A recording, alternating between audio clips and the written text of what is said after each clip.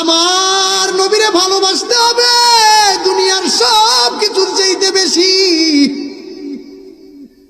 দুনিয়ার স্ত্রী সন্তান আজার বাজার মাজার দরগা দুর্গা সব কিছুর চাইতে আমার নবীর ভালোবাসা বেশি থাকতে হবে।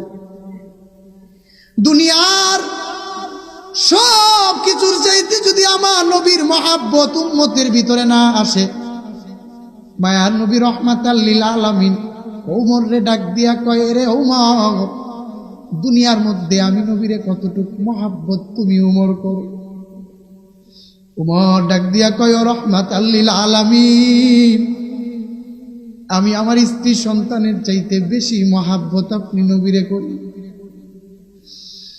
নবী ডাক দিয়া কয়, রে ওমর, তুমি উমর কাঠি মুমিন হইতে পারো নাই।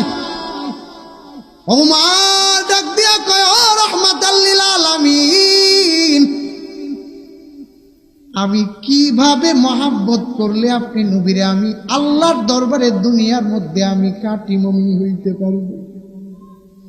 নবী ডাক দিয়া কয়, রে ওমর, তোমার জীবনের চাইতে বেশি মহাব্বত যদি আমি নবীরে না করো, আল্লাহর কসম, এ মানিকপুরের মুসলমান, যদি দুনিয়ার সবকিছুর চাইতে নবীরে বেশি ভালোবাসা না হয়, নবীর খাঁটি আশিক দুনিয়ার মধ্যে হওয়া যাবে না।